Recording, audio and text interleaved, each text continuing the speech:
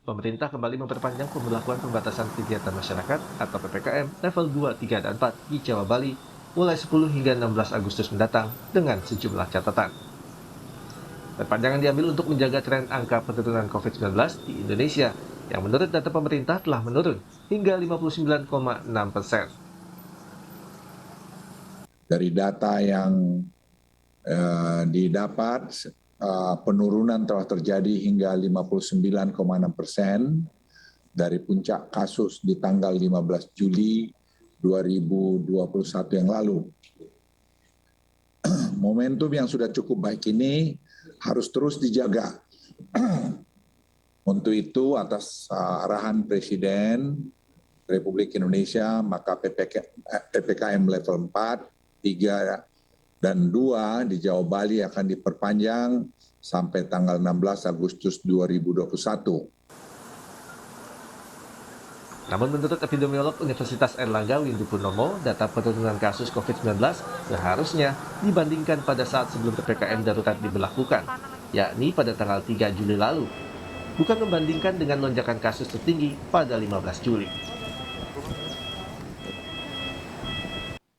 Kan PPKM darurat dan perpanjangannya ini kan sesungguhnya didasarkan pada kasus pra PPKM darurat ya. Jadi baseline-nya itu mestinya tanggal 2 Juli dan sebelumnya.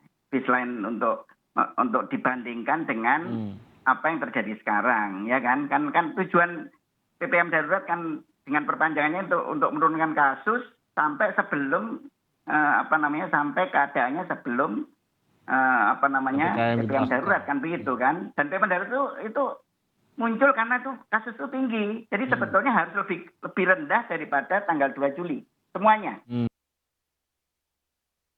Hal serupa juga disuarakan oleh Guru Besar FKUI, Chandra Yoga Aditama. Mantan Direktur WHO Asia Tenggara ini juga menyoroti masih tingginya positivity rate dan angka kematian harian, serta belum tercapainya target tracing dan testing.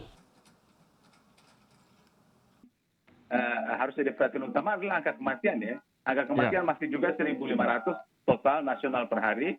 Dan pada waktu kita mulai PPKM darurat pada 3 Juli, angka kematian itu 490. Jadi angka kematian itu naik 3 kali lipat. Jadi saya sangat mengharapkan agar ada upaya keras untuk menurunkan angka kematian ini, karena kita tahu mereka sudah meninggal terus tidak bisa kembali lagi, dan angka ini masih tinggi terus di 1.500-an sehari. Jadi saya kira itu prioritas utama, selain juga menurunkan positivity rate yang masih tinggi, artinya community transmission atau penularan di masyarakat masih terus terjadi saat ini, dan artinya potensi untuk menular masih cukup besar, apalagi kemudian tracing dan testing belum sesuai dengan target yang sudah dicanangkan untuk dicapai. Kepala Bidang Penanganan Kesehatan Satgas COVID-19 Alexander Ginting menyebut, tingginya angka kematian salah satunya adalah karena banyaknya warga yang positif COVID-19 dengan gejala memilih untuk melakukan isolasi mandiri daripada dirawat di tempat isolasi terpadu. Hingga akhirnya terjadi perburukan terhadap kondisi kesehatan mereka. Pemerintah sekarang menganjurkan kepada mereka yang isoman dengan gejala ringan sebaiknya mereka pergi ke isoter. Pemerintah kabupaten kota itu sudah menyiapkan isoter, baik di Wisma Haji, baik di persekolahan, di Balai Diklat dengan fasilitas yang cukup baik. Tujuannya adalah untuk mencegah terjadi perburukan, pengendalian komorbid, dan kemudian untuk mendapat obat-obatan. Sehingga ini bisa mencegah supaya tidak dikirim ke rumah sakit oleh karena perburukan. Oleh karena itu memang yang harus kita sosialisasi kepada seluruh warga adalah bila mana mereka positif, mereka lapor kepada RT dan RW. Bila mana mereka bergejala ringan, sebaiknya mereka ke isoter. Karena kalau mereka ada di rumah, kendati pun rumahnya itu baik, fasilitasnya baik, tetapi tidak tertutup kemungkinan terjadinya klaster di keluarga. Jika melihat kondisi pandemi corona di Indonesia yang memasuki usia 1,5 tahun ini, bukan tak mungkin pandemi tidak akan selesai dalam waktu singkat. Hal ini sudah diantisipasi oleh pemerintah dengan menyiapkan roadmap hidup bersama COVID-19 di 6 aktivitas utama. Depannya mungkin besar bahwa virus ini akan hidup cukup lama bersama kita. Jadi arahan Bapak Presiden, kita harus memiliki roadmap bagaimana ke depannya kalau memang virus ini hilangnya membutuhkan waktu sampai tahunan. bagaimana protokol kesehatan yang kita miliki bisa menjaga kita untuk tetap hidup normal menjalankan aktivitas ekonomi, tapi dengan kondisi yang lebih aman.